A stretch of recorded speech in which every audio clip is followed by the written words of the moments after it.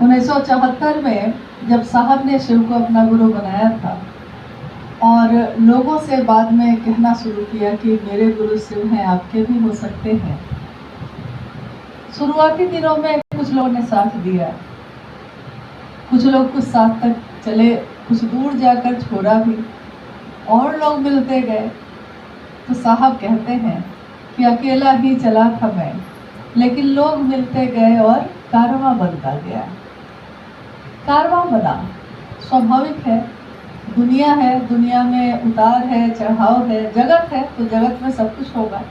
अच्छी से अच्छी चीजें भी होंगी, बुरी से बुरी चीजें भी होंगी।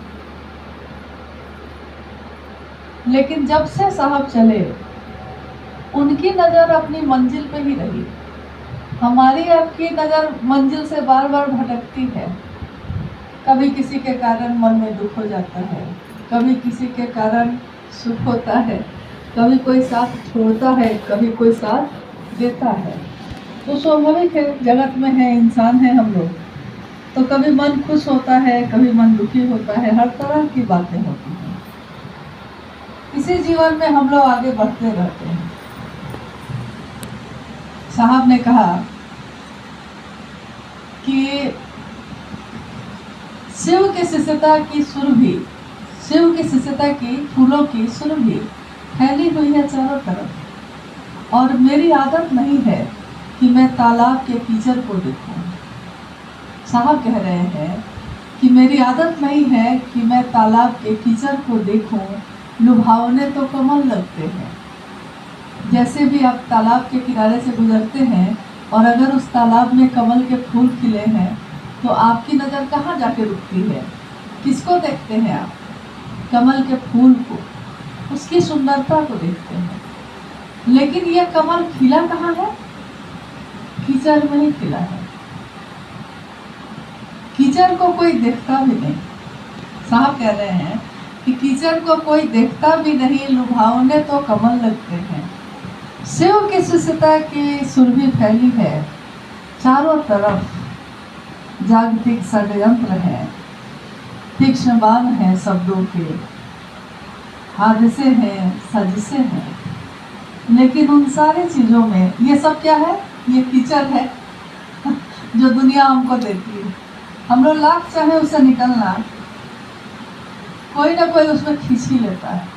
लाख आप अपने मन को महादेव की तरफ ले जाने की कोशिश कीजिए, फोन उठाइए, बात करिए, कहीं ना कहीं से कुछ ना कुछ ऐसी बातें आपको सुनने को मिलती रहेंगी जिससे मन आपका घोर होता रहेगा।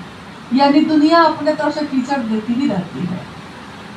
बड़ी सुंदर एक पंक्ति है, उसके हाथ में कीचड़ था, मेरे हाथ में गुलाब था। जिसके हाथ में जो था उसने उसको उछाल दिया। अगर हाथ में किसी के कीचड़ है तो वो कीचड़ ही उछालेगा ना, और किसी के हाथ में अगर फूल है, गुलाल है, तो वो क्या उछालेगा? जो उसके हाथ में है, फूल उछालेगा। तो जिसके पास जो है वो वही देता है, इसमें उसका कोई दोष नहीं होता। तो साहब ने कहा कि दुनिया में ऐसा चल रहा है, चलता रहेगा, लेकिन मैं शिव का शिष्य जब शिव की शिष्यता में चला था तो लाखों शिव शिष्यों ने मेरा साथ दिया। साथ भी तो दिया उनका बहुत लोगों ने, तभी तो आज शिव शिष्यता इतनी ज़्यादा फैली हुई है। तो उन्होंने कहा कि घनेरों शिव शिष्यों ने मेरा साथ दिया है।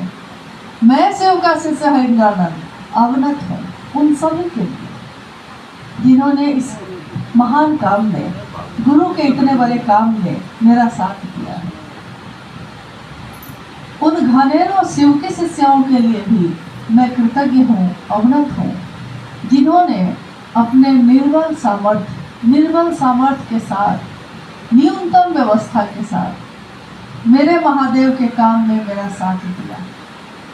निर्बल सामर्थ्य का अर्थ होता है कि हमारी ताकत कितनी है, इतनी है कि इस टेबल को उठा सकते हैं। लेकिन अगर कोई कहे कि पूरा पलंग को अकेले उठा लीजिए, तो उतना सामर्थ्य नहीं है, उतनी ताकत नहीं है, उसके लिए हमको किसी की मदद लेनी पड़ेगी। कोई कहे कि खेत में जाके पानी पटा आइए, तो अकेले करते करते करते करते पस्त हो जाएंगे। लेकिन अगर घर के सारे लोग साथ देते तो एक बड़ा काम एक ही दिन में हो जाएगा। यानी कि शिव के शिष्य हरिनानंद साहब कह रहे हैं ये पंक्ति हम लोग सीधे सुन लेते हैं, लेकिन हर पंक्ति हर वाक्य के अंदर जो गूढ़ रहस्य होता है, गूढ़ अर्थ होता है उसका, उस पर हम कभी नहीं सोचते। इस पंक्ति को समझने के लिए हमको समझना ये होगा कि शिव के शिष्य हरिनानंद साहब कौन है, उनकी ताकत क्या है। क्योंकि जिसकी ताकत हो ना बहुत, वो अगर झुकता है तो ये बड़ी बात होती है, और जिसकी ताकत ही नहीं है तो वो झुकेगा भी तो क्या झुकेगा। बड़ी सुंदर एक पंक्ति है कि क्षमा शोभती उस भुजंग को जिसके पास गरल हो, उसको क्या जो दंत ही विनित सरल हो। मतलब भुजंग का अर्थ होता है काला सांप, नाग। क्षमा शोभती उस भुजंग को, वो भुजंग है, सांप है, वो जहर है उसके पास, डस लिया तो मौत मिलेगी आपको। लेकिन वो अगर आपको क्षमा कर दे तो समझ में आता है कि जहर था उसके पास, मार सकता था आपको, लेकिन आपको क्षमा कर दिया, माफ कर दिया। उसको क्या जो दंतहीन विष रहित विनित सरल हो, जिसके पास दांत भी नहीं, जिसके पास जहर भी नहीं, जो खुद ही सरल और विनित है, वो दूसरे को क्या क्षमा करेगा। नहीं, यानी कि ताकत हो और तब किसी ने आपको छोड़ दिया है, ताकत हो और कोई आपके सामने झुक रहा है, ये बहुत बड़ी बात होती है। तो साहब ने कहा कि मैं शिव का शिष्य हरिनानंद पद प्रक्षालन करूंगा उन सभी लोगों का जो इस रास्ते के, शिव की शिष्यता के रास्ते के पथिक हैं या जो होंगे। इस पंक्ति को थोड़ा हम लोग आज समझते हैं। इसके लिए हमको समझना ये होगा, पहले पूरी तरह तो नहीं समझ पाएंगे हम लोग। कौन महादेव को समझ सका, कौन साहब और दीदी को समझ सका, पूरी तरह नहीं समझ सकेंगे, लेकिन एक झलक, थोड़ी कल्पना, इतना तो हम कर सकते हैं। तो एक झलक ही देखते हैं, कल्पना ही करते हैं। कितनी घटनाएं हुई ऐसी साहब के जीवन में, और उसके लोग साक्षी हैं। आज भी जो लोग उस समय उपस्थित थे, आज भी उस बात को दोहराते हैं। कितनी घटनाएं हुई, जिन घटनाओं ने ये साबित किया कि निर्जीव चीज भी अगर कोई है तो वो साहब की बातों का असर उसके ऊपर है। 2-3 घटनाओं को हम लोग लेते हैं इस समझने के लिए, उनकी ताकत को समझने के लिए। 2-3 घटना को हम लोग लेते हैं आज। जैसे कोरोना काल जब आया था तो आओ चले शिव की ओर जो पुस्तक है, उसकी रचना साहब ने इसी स्थल पे की थी। यहीं साहब बैठे थे और सारे लोग, जितने भी लोग यहाँ रहते हैं, सब के सब लगे हुए थे कि एक ऐसे ग्रंथ की रचना हो रही थी जो शिव शिष्यों के लिए, महादेव के काम के लिए बहुत मददगार साबित होगा, हमेशा रहेगा। साहित्य कभी नहीं मरता है, हमेशा रहता है। एक बार लिख दिया तो चलेगा, पीढ़ी दर पीढ़ी चलेगा। कोरोना का समय था तो सबके घर बंद थे, सब अपने अपने घरों में बंद थे, दुकान भी खुली नहीं थी कि कोई सामान आप दुकान में जाके ले सकते थे। तो कोई गुरु भाई साहब जो बोल रहे थे कोई उसको लिख रहा था, दूसरा टाइप करता था, तीसरा प्रिंट करके निकालता था। अचानक सामने में इसी टेबल पे एक प्रिंटर रखा हुआ था। प्रिंटर नहीं होता कंप्यूटर के साथ जो कागज प्रिंट करके निकालता है, प्रिंटर रखा हुआ था। अचानक वो प्रिंट करते करते रुक गया, काम करना बंद कर दिया। सब कोई परेशान हो गए। अब एक चीज खराब हो गई तो काम रुक गया, काम चल रहा था, काम रुक गया। सबने कोशिश की लेकिन ठीक नहीं हो पाई, मशीन ठीक नहीं हो पाई, प्रिंटर ने काम नहीं किया। साहब यहाँ बैठे थे और कुछ क्षण के बाद साहब ने उस प्रिंटर को देखा, प्रिंटर को, मशीन है वो, प्रिंटर में जान होती है क्या? लोहे के मशीन में या प्लास्टिक के मशीन में जान होगी? और उन्होंने कहा कि यार तुमने भी साथ छोड़ दिया। प्रिंटर को बोल रहे हैं वो यार तुमने भी साथ छोड़ दिया। फिर थोड़ी देर बाद साहब ने कहा कि जरा देखो तो चलता है कि नहीं, एक बार देखो तो जब उस पर प्रिंट करने के लिए कागज रखा गया तो लगा जैसे वो कभी खराब ही नहीं हुआ था। फटाफट उसमें से कागज प्रिंट होने लगा। उस समय हम लोग को कितनी बातें याद आई कि दरभंगा में एक बार कार्यक्रम था, साहब और दीदी दोनों गए थे। उसमें रात हो गई, गाड़ी लगाने की जगह होटल के बाहर नहीं थी, तो गाड़ी को भी किसी और के कैंपस में अहाते में लगाने के लिए भेज दिया गया।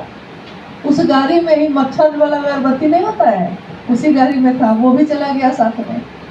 और जब कमरे में बैठे सब कोई तो मच्छर ही मच्छर था। मुजफ्फरपुर से आगे जाइएगा तो मुजफ्फरपुर से ही शुरू हो जाता है, पटना से ही शुरू हो जाता है, मच्छर ही मच्छर। मुजफ्फरपुर का नाम मच्छरपुर भी है, मच्छर के कारण इतना मच्छर है। उसके आगे है दरभंगा। तो दरभंगा में इतना मच्छर था कि कमरे में जो व्यक्ति बैठे थे उन लोगों के चेहरे काले लग रहे थे, मच्छर बैठ जा रहा था चेहरे पे। साहब ने कहा तुम्हारा चेहरा काहे काला लग रहा है?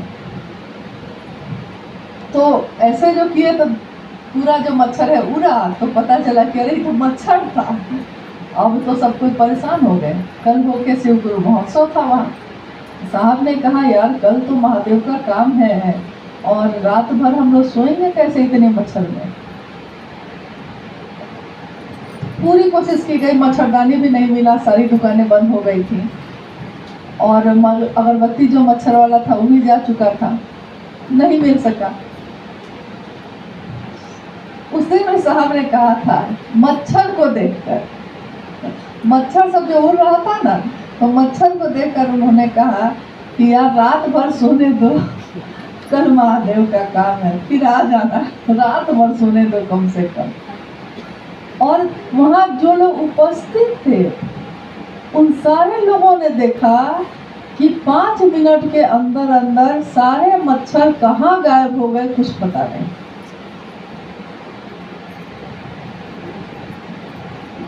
एक बार साहब गए जम्मू कश्मीर। जम्मू कश्मीर में महादेव की चर्चा थी कल होती। जब पहुंचे ये लोग तो होटल तो ऑनलाइन बुक किया हुआ था, लकड़ी का नक्काशी वाला होटल, सुंदर होटल था, पलंग भी बहुत बड़ा था। साहब पलंग पे बैठे, बाकी लोग नीचे बैठे। अचानक जो है लगा जैसे कुछ काटा। मंडल सर भी बैठे हुए थे तो चटाक से किए, अचानक कुछ काटेगा तो आप मारिएगा ना पैर पे कि क्या काटा हमको। अब चटाक की आवाज हुई। साहब ने क्या करे यार, क्या काट रहा है, पता ही नहीं चले। दीवार उवार को भी देखा गया तो लग रहा था जैसे रस्सी लटकी हुई है। वो रस्सी नहीं था, क्या था? नहीं, सांप नहीं था। हमेशा सांप को ही क्यों बदनाम करते हैं आप लोग? बेचारा सांप ही हमेशा बदनाम हो जाता। नहीं, वो था खटमल। इतना खटमल था, इतना खटमल था एक लाइन से कि लग रहा था कि रस्सी लटकी हुई है। और काटने लगा तो नीचे देख रहे हैं कि नीचे भी फर्श पे खटमल है। और साहब का बिस्तर सोचा लोग कि झाड़ के देखते हैं तो गद्दा जब उठाया तो गद्दा के नीचे एक तह खटमल था, केवल खटमल। रात हो गई थी, खूब परेशान रहे लोग। एक अलग अलग तरह की परेशानी आती है महादेव के काम में। तो सब कोई परेशान हो गए कि क्या ये अब क्या होगा। तो साहब ने कहा कि भाई अब खटमल को हम लोग पे दया करनी पड़ेगी। अरे भाई, खटमल को कह रहे हैं वो कि अरे भाई कम से कम सोने तो दो, सुबह 8 बजे फिर चले आना। और हंसी में बोले कि सोने दो, अभी सुबह 8 बजे फिर चले आना। और कुछ देर होते होते कहाँ है खटमल कुछ पता नहीं। रात में सो गए सारे लोग। सुबह साहब उठे, चाय आई तो साहब पलंग पे बैठ के चाय पी रहे हैं, मंडल सर नीचे गद्दा पे बैठे हैं, और लोग जो साथ में हैं वो लोग भी बाहर घूम टहल रहे हैं। अचानक मंडल सर को फिर कुछ काटा तो उन्होंने जोर से कहा कि अरे ये क्या काटा? फिर आराम से सोए थे रात भर, क्या काटा? फिर साहब ने कहा 8 बज गया क्या? तो घड़ी पे देखा लोग तो 8 बज रहा था। तो अब हम लोग आते हैं इस बात पे। इस तरह की बहुत सारी घटनाएं हुई हैं। ये सब तो लिखी भी नहीं गई। पता नहीं लोग सुनेंगे तो विश्वास भी इन बातों का करेंगे कि नहीं। ये लिखी भी नहीं गई ये बातें, कोई चर्चाओं में बोलता भी नहीं है, लेकिन ऐसी बहुत सारी घटनाएं हुई। अब हम लोग आते हैं इस बात पे कि जिसके बोलने से मशीन चलने लगी, जिसके कहने से मच्छर चला गया, जिनके बोलने से खटमल अपना जगह छोड़ दिया। 8 बजे बोले तो 8 बजे ही आया। तो सोच लीजिए, कल्पना करिए कि वो शिवके से सहेंद्रानंद साहब की ताकत का, मौसम पे जिसका असर हो, जीव जंतुओं पे जिनकी बातों का असर हो, इस पूरे जगत पे जिनकी बात का असर हो। हम शिव के शिष्य हैं, हम कहते हैं कि हम शिव के शिष्य हैं। हम शिव के शिष्य जो इंसान हैं, मानव हैं, हम पे साहब की बातों का पूरी की तरह पूरा का पूरा। खटमल को उन्होंने कहा 8 बजे आना था, 8 ही बजे आया ना। हम शिव शिष्यों पे साहब की बातों का अक्षरशः वैसा ही प्रभाव क्यों नहीं हुआ? क्योंकि हमने उनसे कभी उस तरह का जुड़ाव ही नहीं किया। हम अपनी भावना मिलाते रहे, हम अपनी धारणा उन पे आरोपित करते रहे, लेकिन उनकी बात को पूरी की तरह सुनने की मानसिकता में जब हम नहीं होंगे तो हमारा हाल भी ऐसा ही होगा। तो ताकत की बात, सामर्थ्य की बात हम कर रहे थे। शिव का शिष्य जब उतरेगा इस धरती पे तो धरती का कौन सा जीव जंतु या कौन सा ऐसा सजीव या निर्जीव अस्तित्व होगा जिस पे उनकी बात का असर नहीं होगा? और एक शिव के शिष्य की ताकत या उनका सामर्थ्य क्या हो सकता है? वो चाहे तो धरती अपनी जगह छोड़ सकती है, वो चाहे तो आसमान टूट के गिर सकता है, वो चाहे तो हवाओं का रुख बदल सकते हैं। लेकिन जगत में, इसी जगत में रह के महादेव का काम विस्तार देना था, व्यापक बनाना था। तो साहब जो इतने ताकत वाले, इतने सामर्थ्य वाले हैं, वो हम जैसे लोगों तक महादेव को पहुंचाने के लिए कितना नीचे झुके, कितना अवनत हुए। ये पंक्ति, मैं शिव का शिष्य हरिंद्रानंद अवनत हूँ, ये पंक्ति बताती है कौन अवनत है। तो सावधान होने की घड़ी है, सावधान होना है हम लोगों को कि ये जो बोला जा रहा है किनके द्वारा बोला जा रहा है। मैं शिव का शिष्य हरिंद्रानंद झुक रहा हूँ आप लोगों के लिए कि आपके गुरु शिव हो सके और आप शिव के शिष्य हो सके। तो हम लोगों को कितना सावधान होना चाहिए और कितना उनकी बातों को सुनने की कोशिश करनी चाहिए ना। और उन्होंने क्या कहा हम लोगों से? हम लोगों के लिए अवनत भी हुए, झुके भी, हम लोगों के लिए अपना दिन रात का चैन खो दिया, हम लोगों के लिए क्या क्या न दिया, जो था उनके पास सर्वस्व अपना दिया, अपने जीवन का पल प्रतिपल दिया। और हम लोगों ने क्या दिया? हम लोगों ने क्या दिया साहब को? दोनों तरफ से ना होता है कोई रिश्ता। कोई प्रेमी अगर आपको प्रेम दे रहा है बदले में वो चाहेगा ना कि आप भी उसको प्रेम दीजिए, चाहेगा। भले आप दीजिए या नहीं दीजिए, लेकिन वो तो आपको चाहेगा ही।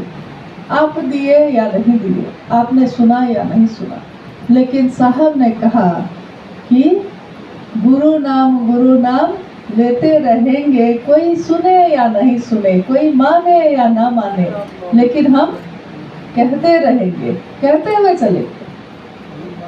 और मेरा मन जगत के आकर्षण से मुक्त होकर शिव के आकर्षण में पड़े, महादेव के आकर्षण में पड़े, इसके लिए उन्होंने 3 सूत्र दिए। तीनों सूत्रों में साहब ने कहीं अपने आप को जोड़ा है। तीनों सूत्रों में शिव है, सीधे, कोई नहीं बीच में। साहब ने कहा भी, शिव और शिव के शिष्यों के बीच में कोई तीसरा नहीं हो सकता। लेकिन थोड़ा सोचना होगा इस पे। ये साहब का बड़प्पन है, ये बड़प्पन है उनका कि वो कहते हैं कि आपके और आपके गुरु के बीच में मैं भी नहीं हूँ। लेकिन हमारा क्या कर्तव्य है कि क्या हम साहब और दीदी के प्रति कृतज्ञ नहीं होंगे? क्या हम सोच लेंगे कि हाँ मेरे गुरु शिव हो गए, शिव तो हमको मिल ही गए, तो अब जो है बीच वाले आदमी का क्या काम मेरे लिए? और ऐसा किया भी बहुत लोगों ने किया। एक बार साहब ने कहा कि यार मैं तो एक अगुआ हूँ, अगुआ का काम होता है 2 परिवार को मिला देना, लड़की वाला को लड़का वाला से, लड़का वाला को लड़की वाला से मिला देना, शादी तय कर देना। उसके बाद अगुआ का क्या काम? अब आप जानिए, पति जाने पत्नी जाने, बेटा जाने बहू जाने, माँ बाप जाने। तो मैंने उनको कहा था उस दिन कि जी आपने कही तो बात है सही, लेकिन अगर शादी सफल हो जाती है तब अगुआ को कोई नहीं खोजता है। कोई खोजता है अगुआ को? अब सुख से भूल जाते हैं, खोजता है, भूल जाते हैं लोग। लेकिन अगर शादी में समस्या हुई तब किसको खोजता है लोग? अगर शादी में कुछ भी उतार चढ़ाव हुआ तब किसको खोजते हैं? तब अगुआ को ही खोजा जाता है। बैठ के पंचायती करिए आप। नहीं, आदमी कितना स्वार्थी होता है। तो साहब से कहा मैंने कि भाई आप जो है ऐसे अगुआ है जिसकी जरूरत हर शिव शिष्य को हमेशा होगी, क्योंकि उसको नहीं मालूम है कि गुरु से संबंध कैसे रखा जाता है। तो ये शादी सफल होगी कि नहीं कहना बड़ा मुश्किल है। जब समस्या होगी तो अगुआ ही साथ देगा, अगुआ ही फिर से शिव तक पहुंचाएगा। रास्ता भटक के जब गड्ढा में गिरेंगे ना हम लोग, हमारी गाड़ी रास्ता को छोड़ के गड्ढा में गिरेगी ना, तो वही अगुआ फिर से ड्राइविंग सीट पे बैठ के मुख्य सड़क पे, मुख्य धारा में फिर से हमारी गाड़ी को लाएंगे। बाकी कोई नहीं ला सकता है, किसी में ही ताकत नहीं है। जो शिव को जमीन पे उतार सकता है। हम लोग भजन गाते हैं, गीतों में गाते हैं, स्वागत है हे युग पुरुष तुम्हारा, तुमने जमी पे शिव गुरु को उतारा। स्वागत है हे युग पुरुष तुम्हारा, तुमने जगत में जमी पे शिव गुरु को उतारा। शिव को जमीन पे उतार दिया। साहब कहते हैं कि मैंने आपके लिए महादेव को शिवालय से उठाकर शौचालय तक लाने का काम किया है। मैंने यहाँ तक कहा है कि अगर शिव याद नहीं आते हैं तो शौचालय में बैठ के भी शिव को याद कर सकते हो, करो तो। आज तक किसी ने ये नहीं कहा था। भगवान का नाम आते ही लोग कहते हैं कि नहा धो के पवित्र होके मंदिर में बैठ के, पूजा घर में बैठ के तब महादेव को याद करना।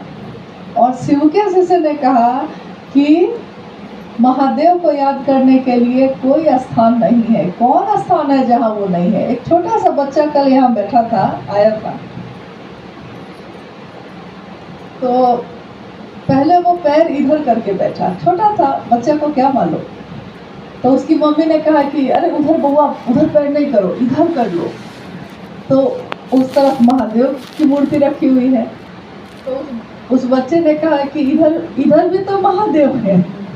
अब इधर भी महादेव है, करें क्या, वो बड़ा परेशान हो गया। नहीं, तो कौन ऐसा स्थान है दुनिया में जो शिव का नहीं है? कहाँ ऐसे जगह हम छुप सकते हैं जहाँ महादेव हमको नहीं देखते हैं? महादेव देखते हैं और सुनते भी हैं, और आपको हमको ज्ञान देने की जिम्मेदारी भी लेते हैं। वो देखते हैं कि हम क्या क्या करते हैं। और कितनी घटनाएं, कितनी स्मृतियां हैं ऐसी जिसमें यहाँ बैठे बैठे उन्होंने जाना कि कौन कहाँ क्या बात करता है। कितनी बार साहब को हम लोग सोचते थे कि हम लोग बताएंगे कि अमुक जगह पे ऐसा हुआ, अमुक जगह पे ऐसा हुआ, इस व्यक्ति ने ऐसा कहा। लेकिन जब हम लोग उनको ये बात बताते थे तो इससे पहले वो हम ही लोग को बताने लगते थे कि क्या क्या हुआ है। जो हम लोग को मालूम भी नहीं होती थी बात, वो भी उनको पता होती थी। तो थोड़ा आश्चर्य में हम लोग पढ़ते थे, आपको कैसे पता चला? क्योंकि साहब के आसपास तो कोई जो है वही लोग ना दिखेंगे, जो यहाँ है वही ना दिखेंगे, और इसमें से कोई बताया नहीं उनको, तो उनको पता कैसे चला? तो वो कहते थे कि चप्पे चप्पे पे मेरे जासूस फैले हैं, आसमान मुझको बता देता है, आप क्या बताएंगे? यानी कि इसके लिए भी वो हम लोग पर निर्भर नहीं थे। वो जानना चाहे तो उनको मालूम होता था कि किस करवट हम सोए हैं। अगर वो नहीं जानना चाहे तो, कुछ भी जानना नहीं चाहे तो नहीं जानेंगे, लेकिन जानना चाहे तो कितनी सांसें ली हैं मैंने, वो भी उनको पता होता है। तो ऐसे शिव शिष्य के संदेश को पाकर, ऐसे शिव के शिष्य का सानिध्य पाकर हम लोगों को उस दिशा में किस तरह चलना चाहिए? मिजाज बना के चलिए, अच्छे से चलिए, शिव से दया मांगते हैं हम लोग, शिव की चर्चा करते हैं, शिव को प्रणाम करते हैं। आज तक आपने कभी भजन, कभी कभी होता है ना जब हम लोग गाते हैं, आरती भजन कीर्तन ये सब होता है ना, कभी कभी आरती जिसने भी लिखा, कब कितने साल पहले किसी ने लिखा होगा, लेकिन उस आरती के अंतिम लाइन में उसका नाम जरूर रहेगा। रहता है कि नहीं? माँ दुर्गा की आरती गाइए, अंतिम लाइन में लिखने वाले का नाम है कि नहीं? गणेश जी का गाइए, अंतिम लाइन में लिखने वाले का नाम है कि नहीं? कबीर का बोलिए, नाम है कि नहीं? अब शिव शिष्यता में आइए, तीनों सूत्रों में कहाँ है साहब का नाम? तीनों सूत्रों में कहीं है? नहीं है। शिव का नाम है। शिव के लिए शिव को चाहना, शिव के लिए शिव की बात करना, ये मामूली बात नहीं है। तो उनके बात को सुनिए ध्यान से, उनकी चर्चाओं को सुनिए, उनकी लिखी हुई चीज़ों को पढ़िए। जितना भर हम जानते हैं, जितना भर हमने जाना है साहब को, माँ नीलमानंद जी को जितना भर जाना है, उतना भर ही उनकी बातों पे चलने की कोशिश करिए। और इतना भर हम अगर कर ले तो महादेव तक वो हमको पहुंचा ही देंगे। उन्होंने वादा किया है और अपने वादे से वो कभी पीछे नहीं हुए हैं। उनका वादा है, आपको शिव का शिष्य बना के रहूँगा। आप भागते रहिए, आप इधर कभी इस पाले कभी उस पाले जाते रहिए, लेकिन मैं तो धरती पर आया ही इसलिए हूँ कि आपको शिव का शिष्य बनाऊँ। तो मैं किसी को भी छोड़ूंगा नहीं, इसलिए उन्होंने कभी किसी को नहीं छोड़ा। साहब ने कभी किसी को नहीं छोड़ा, लोग उनको छोड़ के जाते रहे, लेकिन उन्होंने किसी को नहीं छोड़ा। कोई आज ये नहीं कह सकता है कि मुझको साहब ने छोड़ दिया। हम उनको छोड़ के जाते रहे, 4 महीना उधर बैठे, 4 महीना उधर, 1 साल बाद आए, नहीं आए, छोटी छोटी कामनाओं की पूर्ति नहीं हुई तो हमने उन्हीं से नाता तोड़ दिया। ये सब किया, लेकिन उन्होंने नहीं किया कभी। और वो कहते भी हैं कि मैं आज भी उन सभी शिव शिष्यों को खोजता हूँ, ढूंढता हूँ। हाँ, अब आप ही नहीं आइएगा तो मैं क्या करूँगा।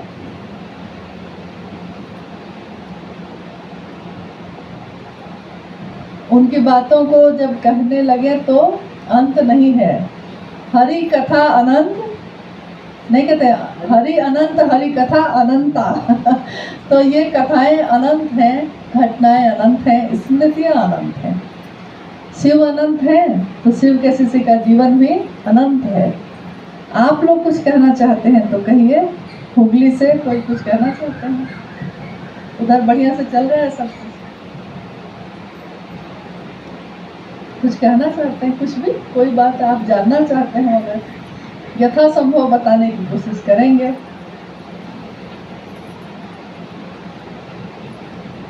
क्या आप लोग कोई कुछ? झारसुगड़ा में कैसा है सब? ठीक है सब?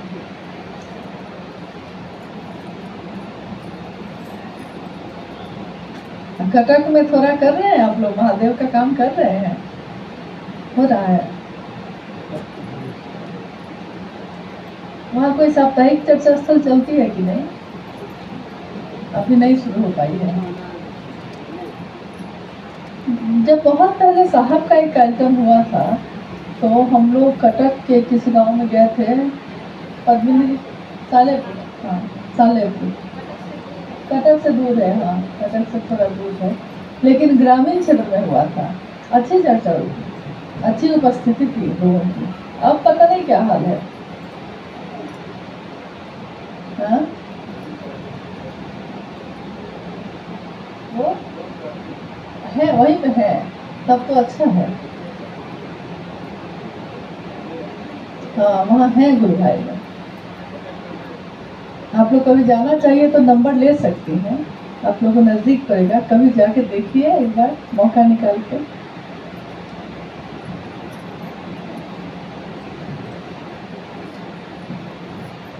कुछ कहना नहीं है आप लोग को। कुछ स्थिति अच्छी है ये कि ना कुछ कहना है लेकिन ना सुनना है, ये स्थिति में मत आइएगा। सुनने की कोशिश करिएगा, हाँ है ना। साहब की चर्चा को भी आपने सुना है इतनी देर से, तो मुझको लगता है कि जो बातें भी उन्होंने कही है आपके मन प्राण में वो प्रवेश किया होगा। तो जो उन्होंने चाहा है, जैसा चाहा है, हम लोग को उसके अनुसार चलना है। कितनी बार ऐसा हुआ कि भरी सभा में, भरे बड़े मंच से भी या व्यक्तिगत तौर पे भी मिलने में कभी कभी साहब कुछ ऐसे शब्दों का प्रयोग करते थे कि हम लोग कहते थे कि क्या बोल रहे हैं आप। लेकिन साहब बोलते थे कि यार दुनिया में जो है मीठा बोलते बोलते शुगर की बीमारी हो गई है। तो मीठा बोलते बोलते होता क्या है कि लोग मीठी चीज़ को भूल जाते हैं, लेकिन कड़वा अगर कोई बोलेगा ना तो उसको कभी नहीं भूलते हैं। हाँ जिंदगी भर याद रहेगी। तो कुछ कुछ ऐसे शब्द साहब के निकलते थे कि जिसके लिए निकलते होंगे उसको जीवन में वो भूलता नहीं होगा। हाँ हाँ हाँ हाँ कोई भूला नहीं है।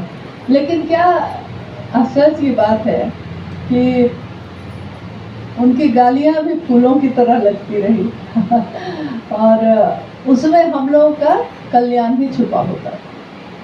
हमेशा कोई अगर सुनता तो उसको लगता है कि क्या बोल रहे हैं ये, शिव चर्चा करते हैं, क्या बोल रहे हैं।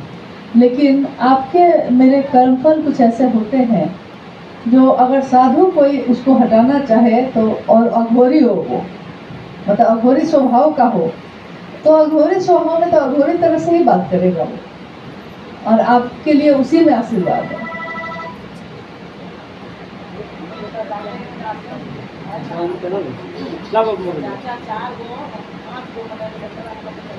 हाँ होती है।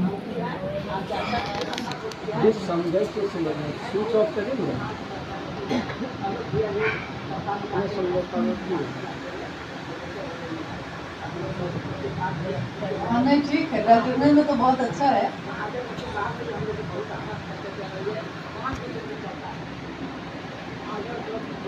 अच्छा अच्छा है, माँ की जगह है वो। माँ की जगह है, शक्ति की जगह है। हाँ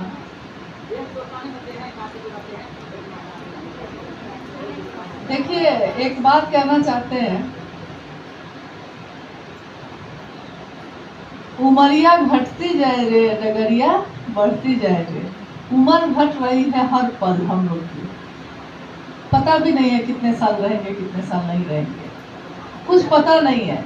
लेकिन एक अनुरोध है, खुद से भी है और आप लोगों से भी है, कि साहब ने कहा है कि तारा तरी करो दादा, जल्दी जल्दी करो, तुम्हारे पास बहुत समय है, लग रहा है नहीं, और मेरे पास भी समय नहीं है ज़्यादा।